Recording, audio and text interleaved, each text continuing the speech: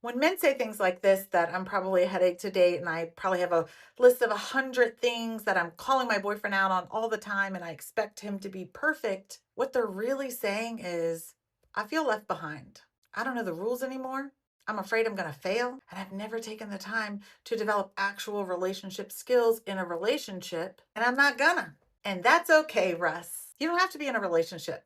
If you don't have relationship skills, you don't deserve to be in a relationship. Look, women didn't suddenly become more complicated. We just developed better self respect than the generation of women before us because we have the freedom of independence that they did not. For generations, women were expected to do all the emotional labor in the relationship, to not only regulate their own emotions, but the emotions of their husbands, and to swallow discomfort and keep the peace. Because boys will be boys, and that's not gonna do it anymore. Men were never asked to develop emotional skills and relationship skills. They didn't have to. They had all the power. They were taught to be stoic and avoid vulnerability and just power through. And then their pain spilled out on the women around them. And we're not doing that anymore. We have self respect. So instead of you rising to meet us, you're calling us too much. Isn't that silly?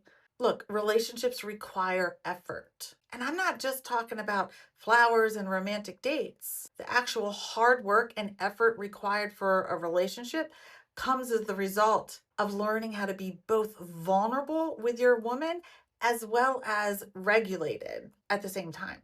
To be able to have hard conversations without shutting down or blowing up, to be able to hear feedback from her without it feeling like an attack. And that's not weakness, that's maturity. And look, if you want to learn, friend, I have a workbook you can download that's all about relationship skills and how to do it. I have a workbook you can download about your nervous system and how to regulate your nervous system and handle your emotions and manage your thoughts better. I have an entire workbook on how to have healthy boundaries in your relationship and a workbook on your attachment styles and how to heal them.